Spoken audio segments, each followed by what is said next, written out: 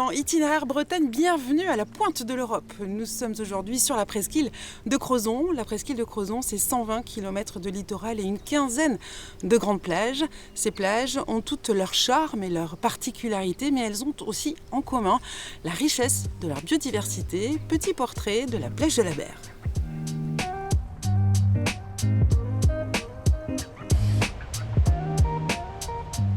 À marée basse, c'est une immense étendue de sable qui fait le bonheur des chars à voile, des baigneurs et des surfeurs. Mais la plage de la Berre cache d'autres trésors moins connus du grand public, comme sa flore, résistante à la chaleur et la sécheresse. Là, on a l'orpin âcre, qui est une plante grasse, la bugrane et le thym serpolet en fleurs ici. Donc là, on a vraiment plus un petit éventail de ce qu'on peut trouver sur la dune grise. Mais ce qui fait la particularité de la plage de la Berre est, comme son nom l'indique, la ria formée par la remontée de la mer dans le lit de la rivière nommée Aber.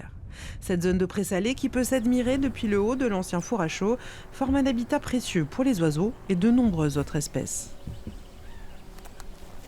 Les zones de marais arrière-littoraux comme ça sont des zones très riches pour les poissons. En particulier, ça sert de refuge, de nourricerie et de nurserie.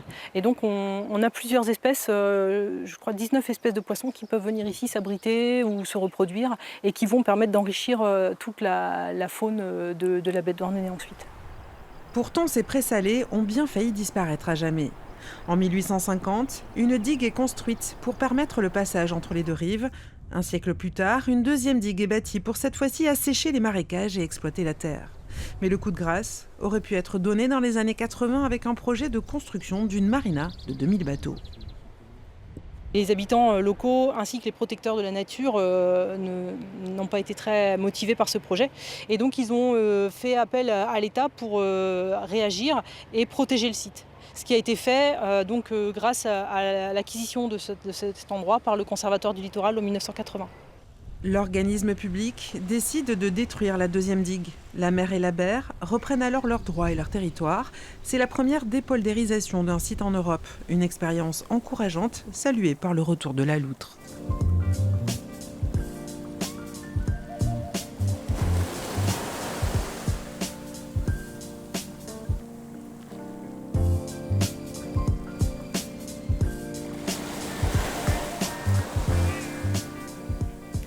Les plages et les splendides paysages de la presqu'île attirent chaque année beaucoup de monde ici. La population est même multipliée par 3 en saison.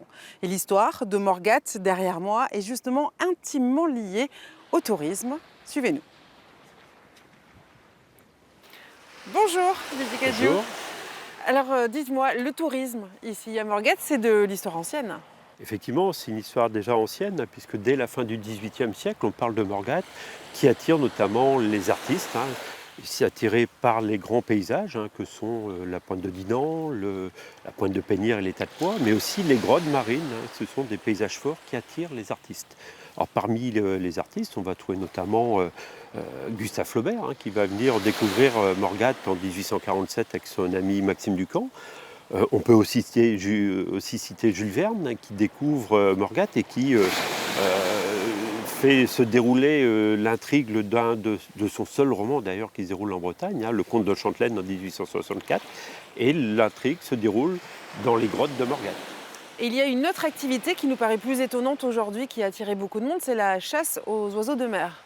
Alors tout à fait, la chasse va attirer beaucoup de monde au XIXe siècle. On vient faire des cartons sur les oiseaux de mer, sur les cormorans notamment, à tel point qu'il faudra interdire la chasse de ces oiseaux, à la demande d'ailleurs des pêcheurs de Camargue, puisque les oiseaux de mer sont des auxiliaires des pêcheurs, et il va falloir interdire cette chasse. Ça va être d'ailleurs la première mesure de protection des oiseaux marins connue en France en 1909. Et donc à la fin du 19e siècle, arrive la famille Peugeot qui va s'installer durablement ici sur la presqu'île. Alors effectivement, Morgat est associé à la famille Peugeot.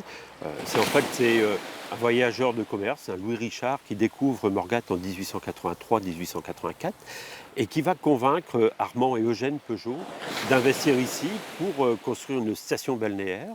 Et dès 1884, ils vont acheter plusieurs centaines de terrains de manière à édifier une station balnéaire Et ils vont aussi faire construire des hôtels. Le premier, ça sera le Grand Hôtel de Morgat, qui va être remplacé en 1908 par le Grand Hôtel de la Mer. Et tout autour de ces hôtels, ils vont construire un certain nombre de villas pour la famille, pour les amis. Et ils vont aussi faire appel à un seul architecte, quasiment, Abel Chabal dans un premier temps, puis son fils Gaston Chabal. Et Gaston Chabal va développer là, en fait, un style qui lui est particulier, qu'on va appeler le pittoresque breton. Ce qui fait qu'il y a une certaine unité aujourd'hui dans la station balnéaire de Morgat. Ce sont des villas qui ont un style à peu près identique. Merci Didier Cadiou. En 1977, une équipe de journalistes vient à la rencontre des habitants de la presqu'île du Crozon pour parler de l'après-saison touristique. Regardez. C'est le Cap de la Chèvre, l'un des plus beaux sites de la région, au bout de la presqu'île de Crozon. Plusieurs dizaines de milliers de vacanciers sont passés ici cet été. Aujourd'hui, à Crozon, on se retrouve entre soi. La saison doit être beaucoup plus longue, à mon avis. Ça donne une certaine animation dans la ville. Parce que l'hiver à Crozon Est très morne et très monotone, enfin pour tout le monde. 50 000 habitants qui s'installent ici chaque été, cela laisse des traces, pas seulement dans le paysage, mais aussi dans la vie quotidienne des gens de Crozon. Un signe évident, on le retrouve partout sur le littoral breton, c'est la répartition des secteurs professionnels de la commune. Les emplois les plus nombreux à Crozon, c'est dans le bâtiment qu'on les trouve. C'est une des seules professions d'ailleurs qui existe et qui tourne, parce que la construction navale est abandonnée maintenant, du fait que la pêche ne marche plus. Et qu'est-ce qui se construit ici en ce moment? Des maisons individuelles plutôt. Le tourisme, en plus de l'enjeu stratégique de la presqu'île, c'est plus qu'il n'en faut pour menacer l'identité de Crozon. Et c'est déjà la fin de notre itinéraire. Si vous souhaitez le revoir, rendez-vous sur notre site bretagne.france3.fr.